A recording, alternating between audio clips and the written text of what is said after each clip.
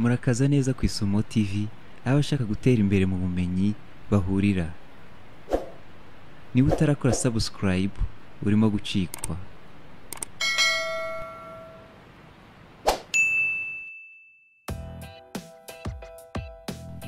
Bakunzi bacu muraho, uyu munsi tugiye kurebera hamwe ibintu 10 by'ingenzi mu buzima abantu bamenye bitinze.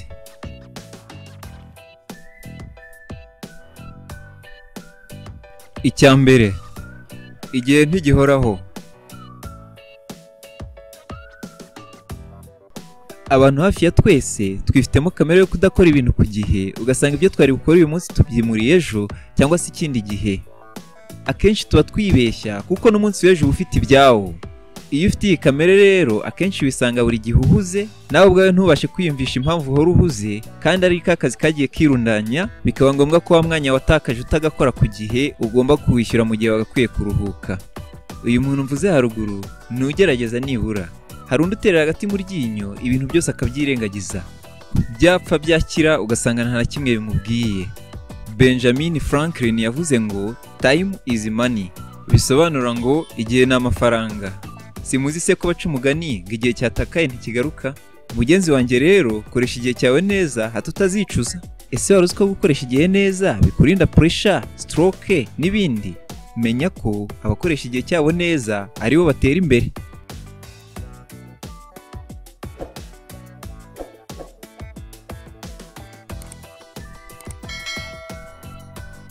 Icya kabiri, niho ugomba gufata iya mbere mu guhindura ubuzima bwawe.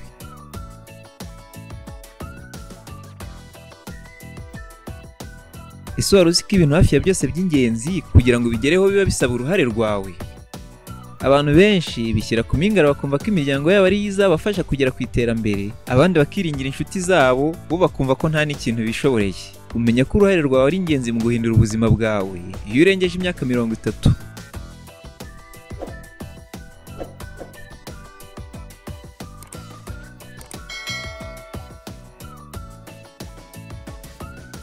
Icya gatatu, kwicuza amahirwe yagucitse. Abakiri bato bakora amakosa mu buryo butandukanye, ariko ikibabaje ni uko ayo makosa batayafata nk'ikirombe cya zahabu baba bari kunyuramo. Kuko abenshi bacika intege, bakumva ko hari amahirwe menshi yabacitse, abenshi bakabivamo bagasigara bicuza. Abenshi babiterwa no kutagira intego. Ese wari uzi ko abenshi mu bateye imbere bavuga ko amakosa bakoze bakiri bato ariyo yababereye urufunguzo rwo kugera kuri iryo terambere? Gerageza wigire kuri ayo makosa ukora kuko akwigisha byinshi, bityo kuyakosora menya ko ari rwo rufunguzo rw'inzozi zawe. Mugenzi wanjye, gerageza byange, komeza ugerageze, bizageraho bikunde.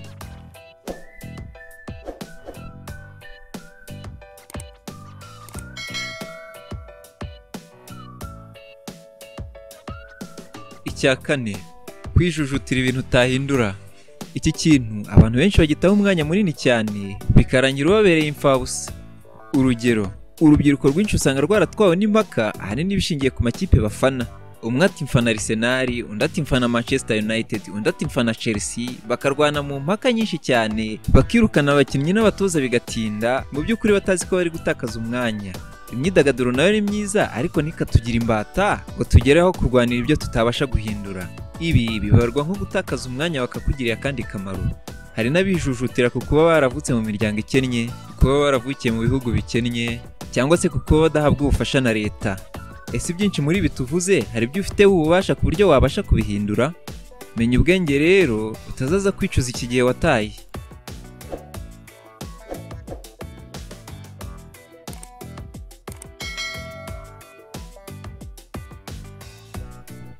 Icya gatanu, guhubuka. Ese guhubuka biterwa n'iki? Hari igihe usanze ari kamere umuntu yavukanye, cyangwa se ari uburwayi ahanini bushingiye ku mitekerereze, buba bwaraturutse kuri sosiyete umuntu aba yarakuriyemo. Bishobora no guturuka ku gukoresha ibiyobyabwenge. Ese guhubuka ni byiza? Bitewe n'uko umuntu ufite iyo kamere iyo agiye gukora ikintu atabanza yatekereza neza ku byo agiye gukora, akenshi usanga aba expose ku bihombo, kandi akenshi rezilita abonye nazo ntazitekerezaho. Gusa iyo zibaye nziza, akenshi arifana akiyemera cyane. Ese wari uzi ko umuntu uhubuka iyo bitamuhiriye atangira kubyicuza afite imyaka 40? Niba uhubuka bikarangira ukoze ibintu bibi, guhubuka bigabanye, wige gutekereza ku byo ugiye gukora mbere y'uko ubikora. Umunyamerika Martin Luther King yavuze ko gutuza kw'abantu beza gukaze kurusha uguhubuka kw'abantu babi.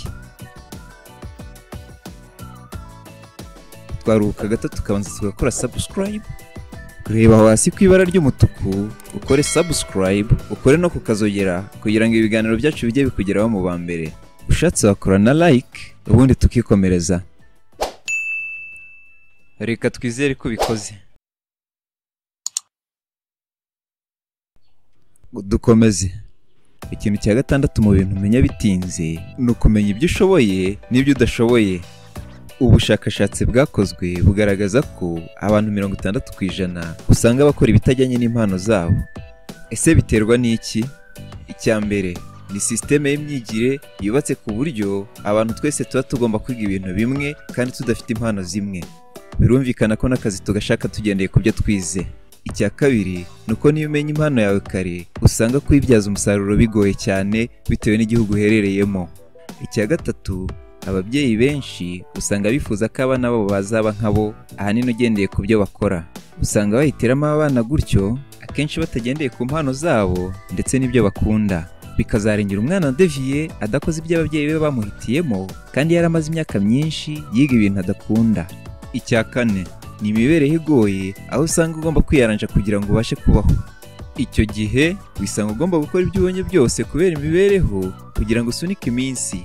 Babyeyi rero nimufashe abana banyu hakiri kare kugira ngo bamenye ibyo bashoboye n'ibyo badashoboye, noneho mubafashe kuzamura impano zabo hakiri kare kugira ngo nibakura bazakora ibyo bashoboye kandi bakunda, hato batazicuza.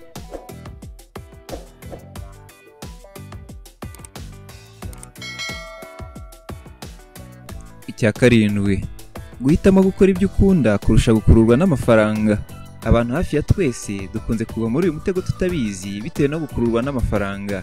Tukarebera ku bateye imbere, tugahita twibwira ko inzira banyuzemo kugira ngo bagere ku bukire kandi nazo natwe tugomba kunyuramo kugira ngo tubugereho. Ibi bituma tubigana, maze twagera hagati tugasanga harimo ingorane, bigatuma ducika intege, rimwe na rimwe tukabivamo. Hari n'igihe twanze kuvirira, tugahitamo gukora amakosa kugira ngo dukomeze dutere intambwe ngo hato tutazabivamo bakaduseka. Ayo makosa akorwa rero usanga kenshi ari imitego umuntu aba yiteze. Ese wari uzi ko nyuma y'amakosa hakurikiraho ingaruka mbi? Irinde kwigana rero, ahubwo wubake ubwami bwawe mu byo ukunda kandi ushoboye.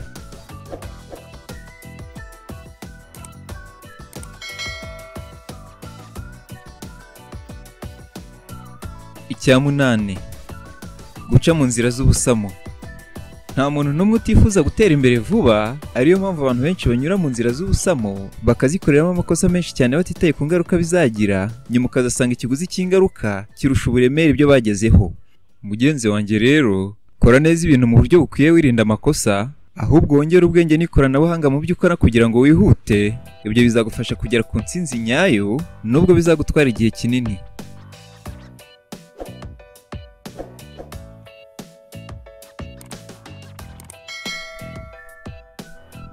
Icya cyenda, kutagira umujyanama. Abantu benshi iyi ngingo bayifata nk'iyoroshye, bakumva ko bihagije, bakumva ko nta mujyanama bakeneye mu buzima bwabo.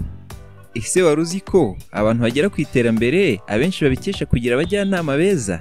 Impamvu ni uko badahubuka mu myanzuro bafata kuko akenshi baba bayigishijeho inama. Si twabonye ko guhubuka kenshi bikurikirwa n'ibihombo? Niba ushaka gutera imbere rero, gerageza ushake umujyanama mwiza wagufasha mu buzima.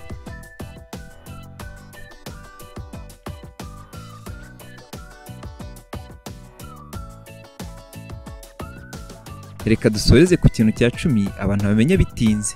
Ese hari uwabaza icyo ari cyo? Ikintu cya 10 abantu bamenya bitinze ni ugukoresha ubwonko bwawe cyane bigishoboka. Ese ugerageza kwiga ibintu bishya byagufasha mu byo ukora? Ese ugerageza guhimba udushya? Ese ugerageza gushakisha inzira zose zishoboka zishobora kugufasha kugera ku iterambere? Koresha umutwe wawe cyane rero, ukoresha ubwenge Imana yaguhaye, ugerageze kugera aho wivana, ugera aho wigeza. Niba ufite n'umujyanama ntabwo ahagije, kuko abahanga bavuga ko umujyanama mwiza kwigisha gutekereza ariko katakwigisha ibyo utekereza. Bakunzi bacu, ibi byari ibintu 10 by'ingenzi abantu bamenya bitinze. Twizere ko hari icyo biri bugufashe mu buzima. niba hari ibindi twibagiwe mwabishyira hasi muri comment nabyo tukazabikorera icyegeranyo. Iki kiganiro niba cyagufashije kandi ukabona hari bagenzi bawe cyafasha, kora like kandi ukibasangiza ukora share. Tukaba dukomeje dushimira cyane abakoze subscribe kandi n'abatarayikora ni karibu mureba hasi ku ibara ry'umutuku handitse subscribe, mukanda no kukazogera kugira ngo ibiganiro byacu bijye bibageraho mu bambere. Natwe dukomeje kubategurira ibyegeranyo byabafasha mu buzima. Murakoze cyane naho utaha, Imana ibarinde.